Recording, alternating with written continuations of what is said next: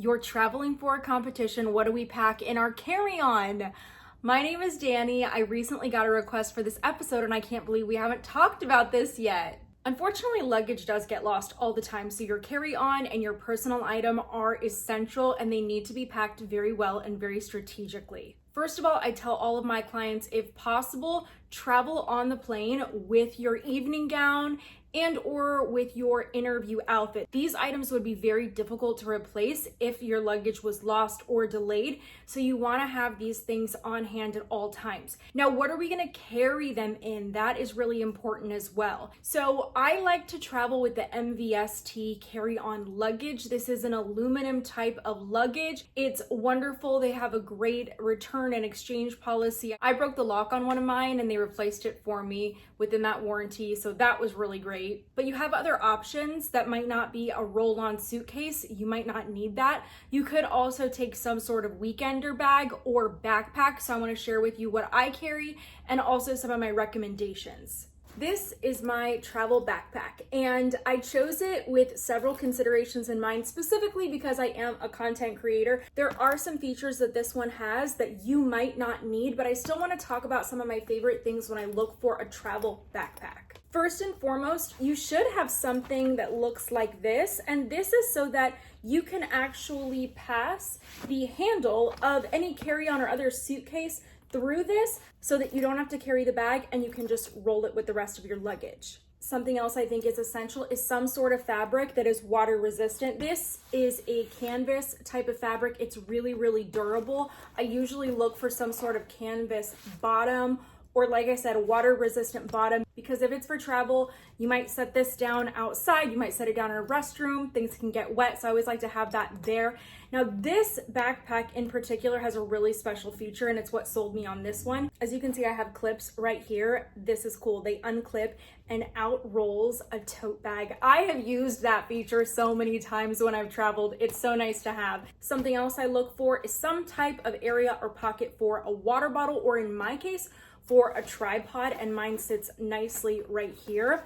Another thing that I look for are additional compartments just to keep myself organized. This one has a lot of nice spaces right here for pens. There's also a clip where I can attach my keys, and then this is the perfect pocket for a passport. I don't always keep my passport here except for when I'm boarding a plane or deboarding, and it keeps it in a really nice spot. It's very easy to access. Another important feature for me is the way that this opens. This is incredibly wide and it's very, very convenient. It's almost like having another suitcase. Typically when I travel, I will bring my MVST roll-on luggage, and then I use this backpack as my personal item. It fits in every overhead compartment and also under all plane seats. I've never had an issue with actually either of these pieces. I do have a few other suggestions for backpacks as well as weekender bags, because I feel like these style of bags are also really great for keeping things organized for a competition. The Béis weekender bag is super popular and you might already have this one. I think this would be great for a flight, but also Calpac has some really cute water resistant backpacks and they have that really wide opening. If I were in the market for a travel backpack, that would be one of the ones that I would be looking for. I think it's great. Dagny Dover is also really cute. They have a lot of great styles and very well reviewed weekender type travel bags. As I said, you want to carry any essential wardrobe with you on the plane. That might mean your gown, your swimsuit, your interview outfit, or anything that would be very difficult to replace.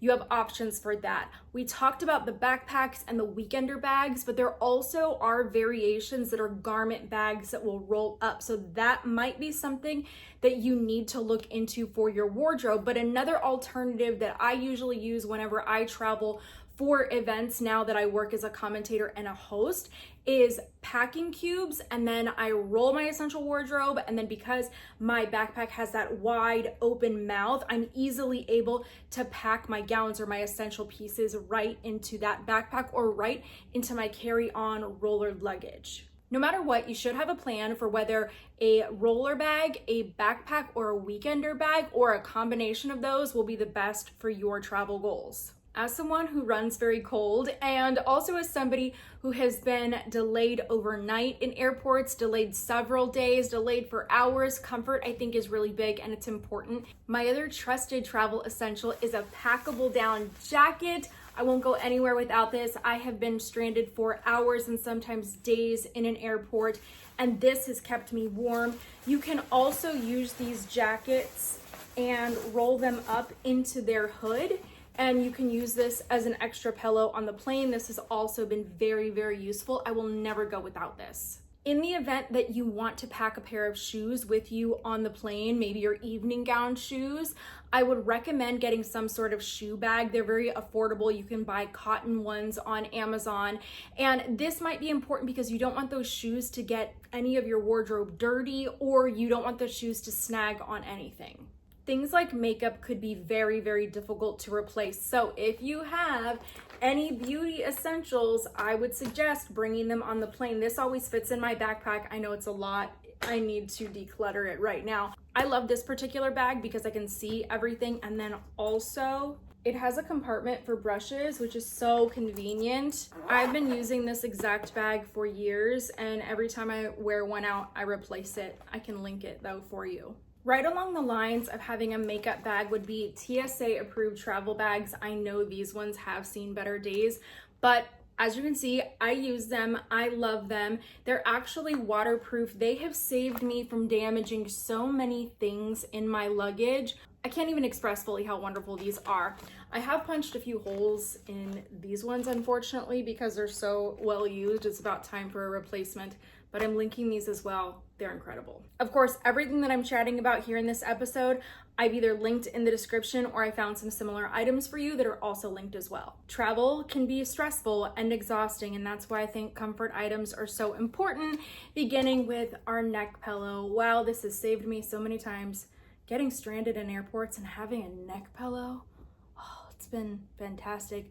Or even using it for my seat to sit on it. A little bit of extra cushion is wonderful. The types that I would recommend are the ones with a pretty small neck enclosure so that you get lots of support for your neck, so that you're not like this and you don't get any aches in your neck. And I would suggest, if you want to get a good deal on these, to shop at places like TJ Maxx. They typically have these in their travel section, and they're more affordable than any neck pillow you're gonna find at the airport or even on sites like Amazon, but I did find a similar one and I did link it for you. One of my travel must-haves is a blackout mask. I like to sleep on flights. This is so important if you're gonna be traveling, I think, internationally as well. This type of sleep mask, it's very well loved. It has these deep pockets in it, and this is great because when you put it on, it does black everything out, but also it doesn't squish your eyelids. I've never liked that in eye masks before. When I discovered that this was a thing, I never turned back.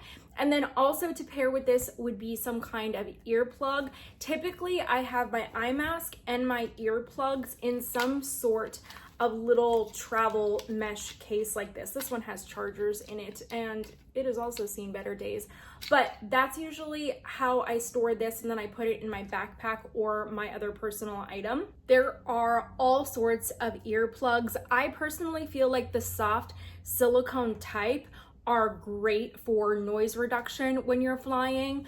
Lately, I've been traveling with the small foam ones. Then there's also the loop sort of earplug, and those ones look sort of like headphones. I haven't tried those ones yet, but I will say I personally feel like the silicone ones are the most comfortable, but unfortunately they are a type that you will have to replace. They're soft and malleable like Play-Doh, so over time they're gonna get dirty and pick up little specks and particles of dirt, and of course you don't want that in your ears. Something else that I think is really important, especially on international flights, are travel slippers and fuzzy socks. Some international flights do provide you with a pair of travel slippers, and I use them for every flight because I don't like sitting for 10 to even 15 hours on a flight in a pair of my travel shoes, which are usually some sort of sneaker. I like to relax and rest my feet, so I choose to always pack a pair of fuzzy socks for a little bit of extra warmth, and then I wear those socks with some sort of travel slipper, because you also don't want to use a restroom on a flight with just your socks. It gets a little wet in there, so you want something